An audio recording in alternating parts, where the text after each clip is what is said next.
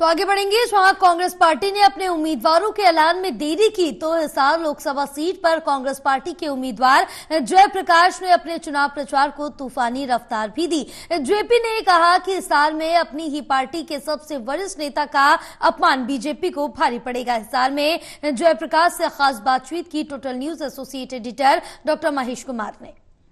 लोकसभा के चुनावी रण में हिसार सीट पर जेपी अपनी पूरी ताकत झोंकते हुए नजर आ रहे हैं। न सिर्फ दिन में बल्कि रात में भी वोटर्स के बीच जेपी बने हुए हैं। जयप्रकाश जी, दिन भर वोटर्स के बीच आप बने रहते हैं, रात भर ये सिलसिला चलता रहता है।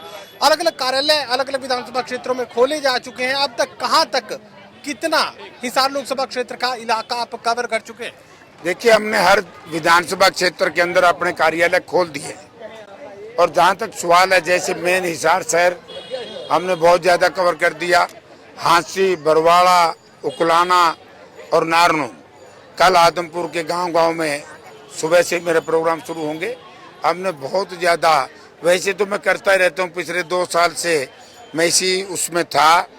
मेरे लिए ना तो ये हिसार पार्लियामेंट क्षेत्र नया है और ना हिसार पार्लियामेंट क्षेत्र की जनता के लिए मैं नया हूँ। इसलिए मुझे कोई दिक्कत नहीं आ रही, क्योंकि प्रजातंत्र में जो उम्मीदवार होते हैं, पार्टियां कोई बुरी नहीं। पार्टी ने जो अपना कैंडिडेट दिया है उसका कैंडिडेचर जनता स्वीकार करती है कि नहीं करती, इसके ऊपर निर्भर करता है। जिस तरीके से भारतीय जनता पार्टी के उम्मीदवार रणजीत सिंह जी का कैंडिडेचर लोगों ने अस्वीकार कर दिया। आदमपुर के बाई इलेक्शन में जनता के साथ बड़ा विश्वासघात किया, ये कहकर के लोगों से वोट लिए कि हम बिजली के कनेक्शन दे देंगे, पोल खड़े कर दिए, तार कहीं खींची नहीं। और जैसे चुनाव संपन्न हुआ, एफआईआर दर्ज करा दी कि भाई 3500 पोल बिजली बोर्ड से चोरी होगी। इतना बड़ा अन्याय है। 5 गांव को मालिकाना हक दे करके वोट ले लिया। रणजीत सिंह गांव-गांव जाता था, मालिकाना हक रणजीत सिंह दुआएगा। आज वो मालिकाना हक के बजाय 7200 रुपए प्रति गज के हिसाब से रेट निर्धारित कर दिया। भारतीय जनता पार्टी के प्रदेश स्टार प्रचारकों की लिस्ट भी अब जारी कर दी गई है, जिसमें अनिल विज का भी नाम है और जिसमें कुलदीप बिश्नोई का भी नाम है। अच्छी बात है, तो इनकी पार्टी का मामला ये जाने। लेकिन मैंने तो आज इनका जूतिया में खीर बढ़ती हुई दिखाई दी है। रणजीत सिंह का नॉमिनेशन था।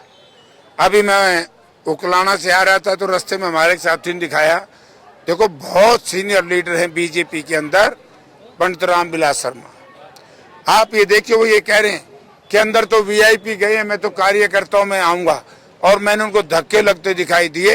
ये पिछले 20 दिन में दूसरा मौका है जब चौधरी रणजीत सिंह ने ब्राह्मण समुदाय के नेता या ब्राह्मण समुदाय के खिलाफ इस तरह का व्यवहार किया है। ये व्यवहार आपने देख लिया है लोगों। ये आपके नॉमिनेशन को लेकर क्या कुछ तैयारियां की जा रही हैं? पहला ही दिन, पहला शो जो है जबरदस्त आप दिखा पाए, लेकिन वो भीड़ लगातार बनी रहे, इसके लिए क्या कुछ कोशिशें आप कर रहे हैं, आपके कार्यकर्ता कर रहे हैं? नहीं, हमारे तो वैसे ही भीड़ लग जाती है।